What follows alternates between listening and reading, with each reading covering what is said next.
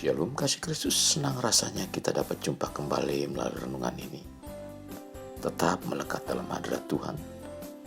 Hari ini mari kita bangun kebersamaan dalam gereja lokal masing-masing agar keluarga Allah yang Tuhan inginkan dapat terbangun.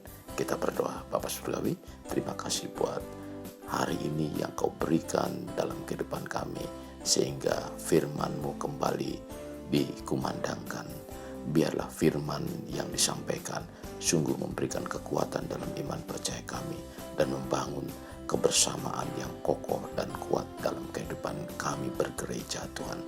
Kami bersyukur, Tuhan, biarlah apa yang Kau sampaikan lewat renungan ini sungguh menjadi satu kekuatan dalam iman percaya kami. Dalam nama Yesus kami berdoa. Amin. Kasih Kristus melekat dalam Tuhan bertema kebersamaan dalam Ibrani 10 ayat 24. Demikian firman Tuhan. Dan marilah kita saling memperhatikan supaya kita saling mendorong dalam kasih dan dalam pekerjaan baik. Membangun satu komunitas atau kelompok yang kuat diperlukan saling memperhatikan, saling mendorong dalam kasih secara bersama-sama dalam kelompok tersebut. Ini yang sering disebut memiliki kebersamaan. Saat kita berada di tempat yang sama, belum tentu kita memiliki kebersamaan. Walau kita mengerjakan sesuatu bersama-sama, hal itu bukan berarti menunjukkan kebersamaan. Kebersamaan yang dibatasi oleh tempat dan pekerjaan, bahkan seringkali malah sering menimbulkan masalah yang bisa memecah kebersamaan. Jadi, yang paling penting bukan di mana kita bersama, melainkan bagaimana kita bersama. Bukan tentang bagaimana kita mengerjakan sesuatu bersama-sama, melainkan bagaimana kita meletakkan hati kita bersama-sama. Firman Tuhan dalam banyak kesempatan mengingatkan kita agar tidak berjalan sendiri-sendiri. Kita merasa sanggup melakukan segalanya sendirian. Bahkan dalam hal-hal kerohanian pun demikian.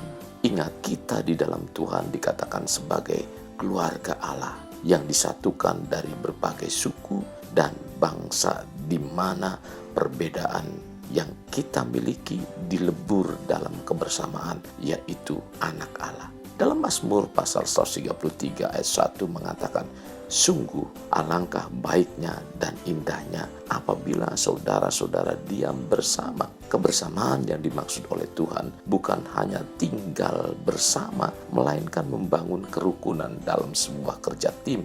Kerja tim yang kuat bukan saja untuk kepentingan diri sendiri, kelompok atau sesama manusia secara umum, tetapi juga untuk menyatakan terang Tuhan dan memperluas kerajaannya di muka bumi ini. Kita tidak bisa berjalan sendirian karena tekanan dan godaan akan selalu ada di sekitar kita setiap saat. Cepat atau lambat kita akan kehabisan energi, kelelahan, dan menjadi lemah. Di saat seperti itulah kita butuh dukungan dari teman-teman, terutama saudara seiman, agar kita bisa kembali bangkit dari keterpurukan. Seperti itulah idealnya, saling menasehati, memberi masukan, menegur jika perlu, dan saling mengulurkan tangan untuk membantu. Itu semua akan membuat kita bertumbuh dan bangkit dari keterpurukan. Inilah cara hidup kebersamaan yang harus diterapkan oleh setiap kita sebagai anggota tubuh Kristus. Ingat, kita semua adalah anggota-anggota tubuh dan Kristus sendiri sebagai kepala.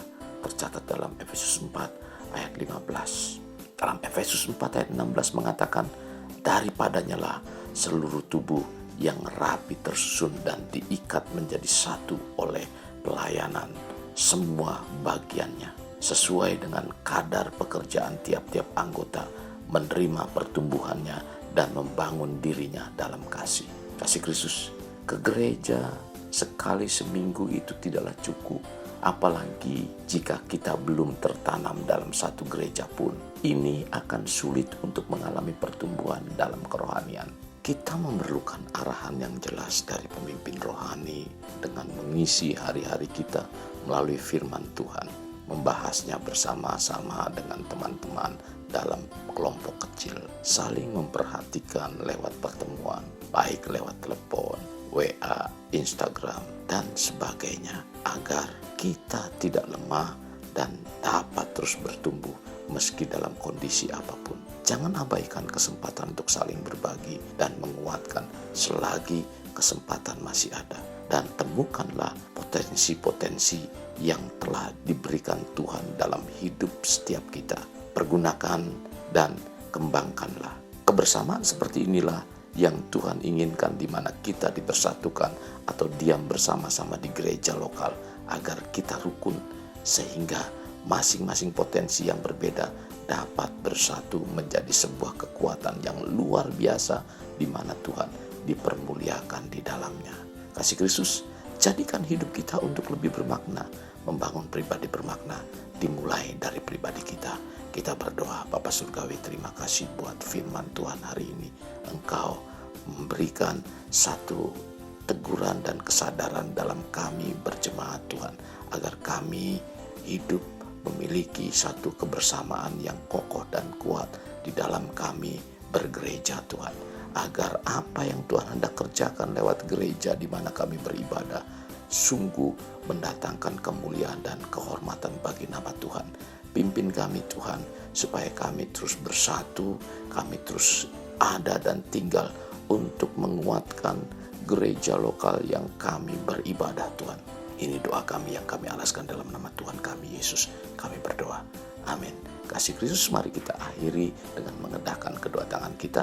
Terimalah anugerah berkat dari Allah Bapa, kasih sayang daripada Yesus Kristus, dan persekutuan dengan Roh Kudus yang mencurahkan berkat secara rohani, berkat secara jasmani, dan berkat secara ekonomi, di mana berkat Abraham, berkat Ishak, berkat Yakub dicurahkan dan dilimpahkan dari saat sekarang sampai Maranatha tiba, dalam nama Tuhan Yesus.